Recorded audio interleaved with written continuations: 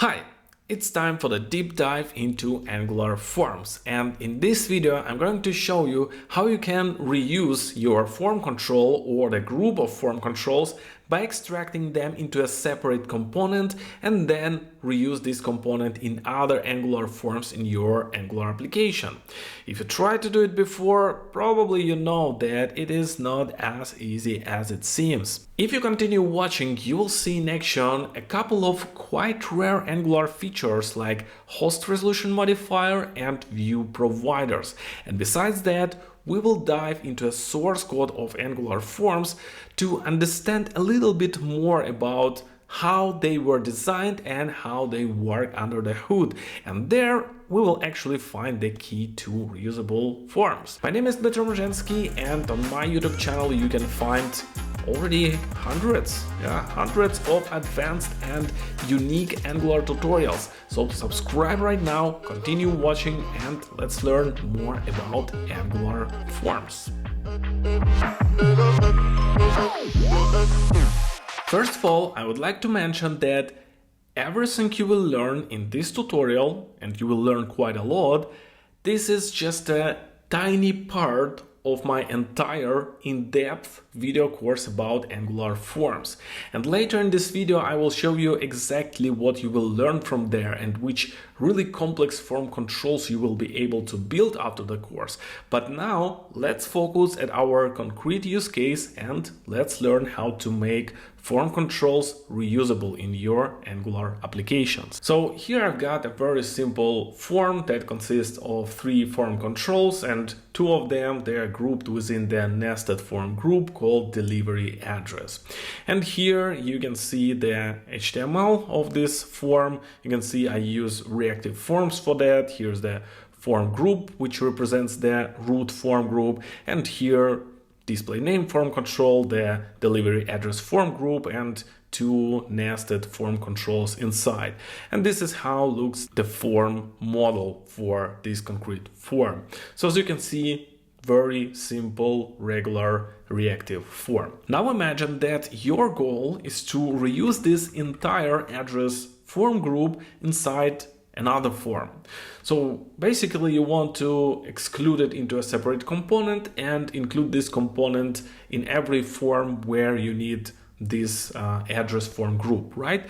So what you would do in this case? Most probably you would take this whole form group and exclude it from this template, and you would create another component like I did it right now, and you would place this whole template here just like that, right? Then you would need to import also reactive forms module to make it work, and then you would need to go to the app component and also import this address group component, and instead of the previous form group you would use this app address group component just like that, right? But let's save this change and have a look at the console of our browser, and there we see the following error. So the form group name must be used within a parent form group directive. You will want to add blah blah blah blah blah and so on. So the general idea of this message is that the form group directive has to be used within the same view with the form group name directive. So it means that we can solve this problem by applying the form group directive within this child component and provide the root form group as an argument for this form group directive. So it would look like this. So here's my form group directive, and we have to wrap this everything with this form group, right? And we have to provide the root form group as a input parameter. So I would create some input here, call it form, and say that it is going to be the form group. And of course I have to go back and provide this form just like that, right? And now if I reload the page, so you can see the error has disappeared and my form works. But guys, just look at this. Look at this. This is also the terrible part, because we have to always propagate the parent form group down to the child. We need a lot of boilerplate to make this form just working. And it would be so cool if we could get rid of all this stuff, remove this and also this input.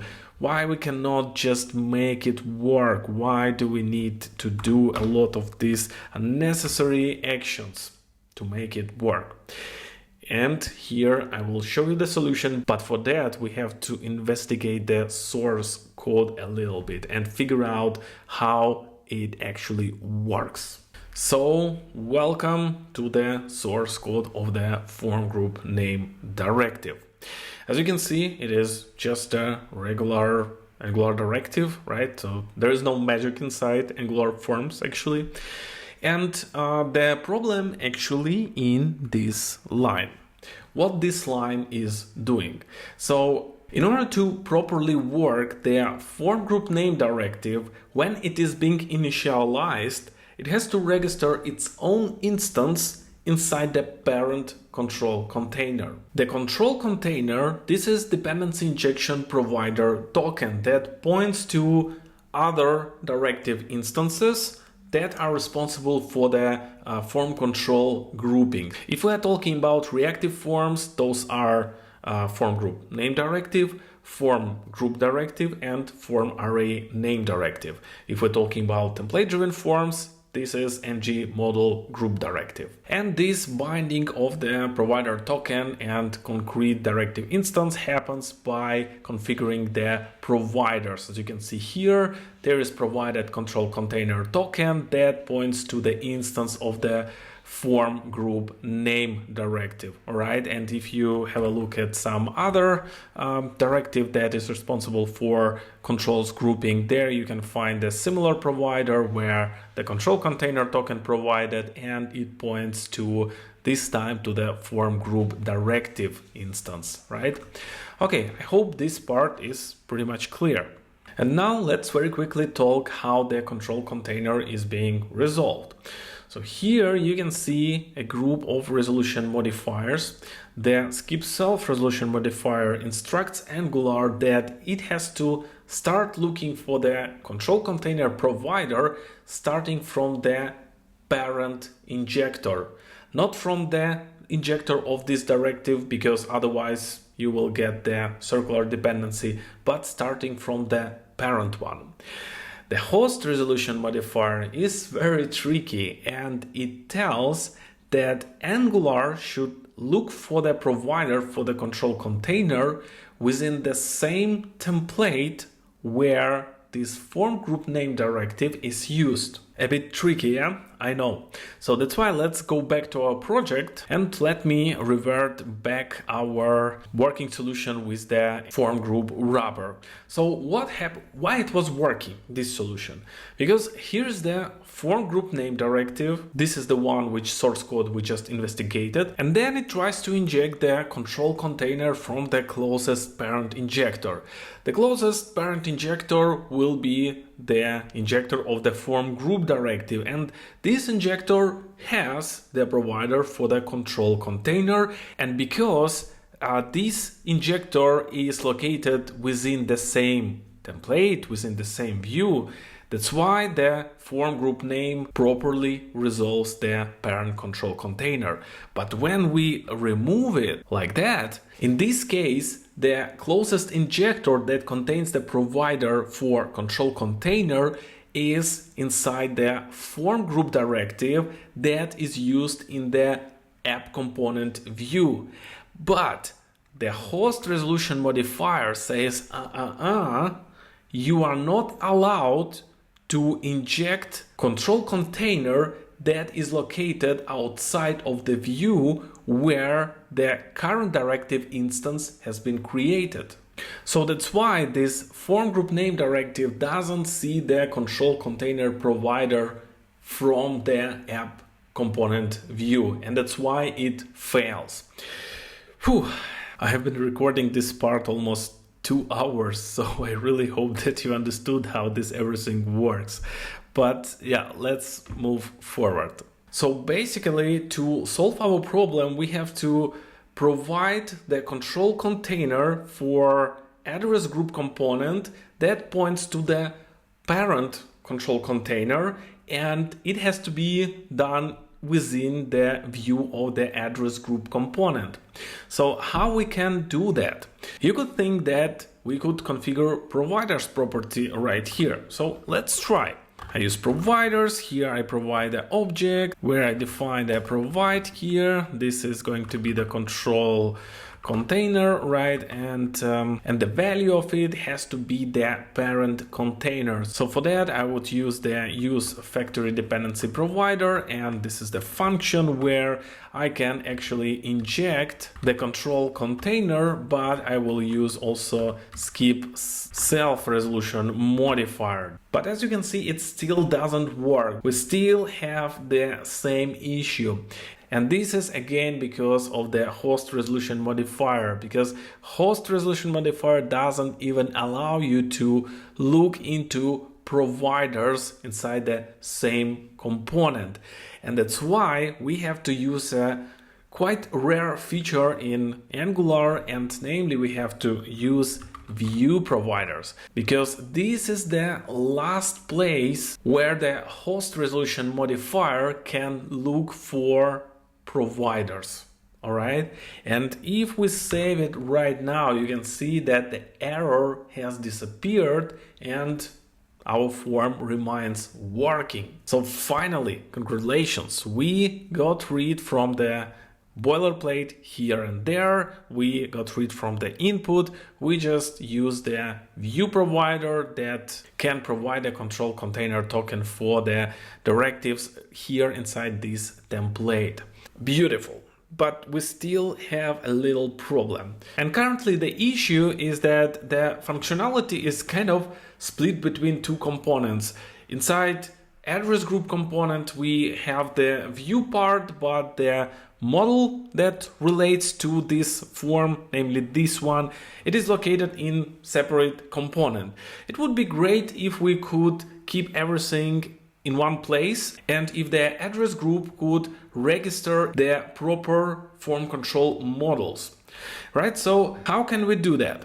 Well, we can again use the control container that we can inject. So let's inject the control container, and in this control container I'm interested in the corresponding instance of the form group model. So let's create a dedicated getter. Let's name it like parent form group, doesn't matter, and it will return parent container and namely the control property, and let's cast it as a form group. It is pretty safe to do that because the control of the control container will be always the form group. And the form group provides you a set of methods that allow you to add or remove some certain form control instances from this group.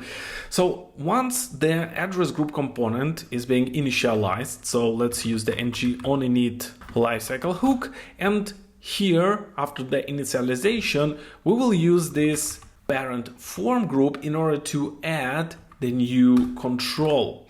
And which control we are going to add?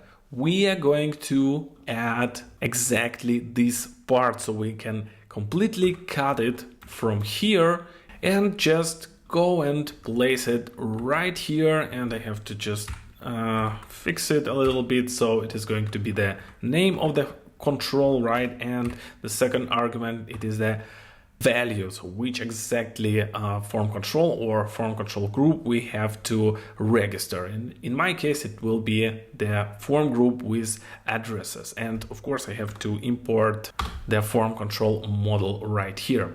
And this is it. So if I save everything, you can see that everything works fine. But also don't forget that this component can be destroyed, so you have to handle also this case. And for that, let's use the ng-on-destroy lifecycle hook, and the similar way we just remove control and we say that we will remove exactly this control, right? So here we go. And as you can see, my form still works, and if I type some stuff here and try to submit it, you can see that delivery address was hooked up and added to this form group. Even though we don't declare it right here, it happens automatically when the address group component is being initialized. But we can go even further and make it not that hard-coded, but make it really dynamic. And for that, we can introduce a couple of inputs. The first one can be like control key, that is empty string, and we can also make it required. In the latest Angular version, you can configure input as a required, which is really cool and useful. And then this control key we use instead of these strings. Just like that. It means that we can configure the control key just like a regular input. This is the delivery address, right? And we can also provide something like label, right? So here we can configure the string as well. So let's do a new input and it's going to be a label. It is not required by default, it's just an empty string, and we will use this label where? We will use it right here. So here we go, and now we can do what? We can provide this label as an input as well. So in my case, this is a delivery address.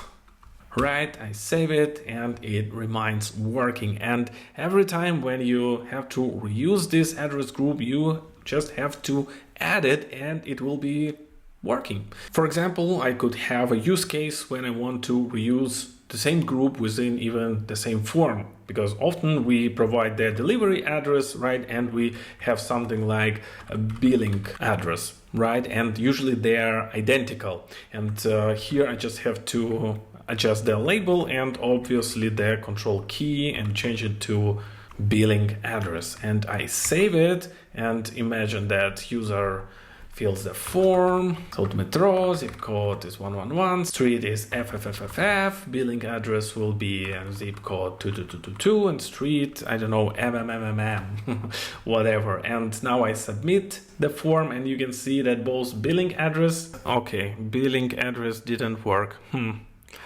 I got it, because we hard-coded delivery address here. So I have to use my input control key. I have to use it instead the hard-coded string again. Now the metro 11111 FFFFFF 22222 MMMMMM and submit. And now you can see everything works, billing address works, delivery address works, display name works. Super simple, super flexible, super cool. You can now reuse this address group everywhere in your application. It is magically hooked up and adds and registers everything it needs for its work. Really reusable form group. And as I said, this is just a small part of my entire in-depth Angular form course. And take just 1 minute to have a look what you will build in the end of this course. In just a few easy sections, you will be guided through most of the template-driven and reactive forms features, so you can create 2 advanced and interactive forms that will impress everyone and leave you feel proud of your work. But that's not all. The course strongly focuses on custom form controls implementation, so you will learn a lot about control value accessor and how it is used by Angular under the hood. You will get to build custom form controls like a rating picker and a simple text editor, both of which support template-driven and reactive forms, as well as, validations and other form control features, of course. In addition, you will master a really complex component in the third section. Here I'm talking about a drop-down component that supports option filtering, multi-selection, and accessible keyboard navigation. With my step-by-step guidance, you will be able to build this advanced form control very easy. Already impressive, isn't it? But even that is not all. In the remaining course sections, you will learn how to create Angular forms dynamically from JSON config and which architecture solution can help make it scalable and maintainable in the future. In the last section, you will learn how to manage validation errors globally, so you can dynamically render error messages for invalid controls without generating a ton of boilerplate in your component template. So enroll right now and let's take your form building skills to a completely new level. The link to the course and discounts will be in the video description. Alright guys, thanks for watching. I hope this video was really useful, and if so, and if you would like to help me to grow my YouTube channel, one of the easiest and best ways to help me with that is to share this video with your colleagues and friends. Or you can make a little donation by using this QR code that should appear somewhere here. And starting from the next video, in the end, I will be showing the nicknames of those who supported my YouTube channel, and maybe in the future I will even create some private community from it with some unique content. What do you think about that? Please let me know in the comment section. Otherwise, I wish you a productive week ahead, guys. Stay safe and see you in the next advanced Angular tutorial.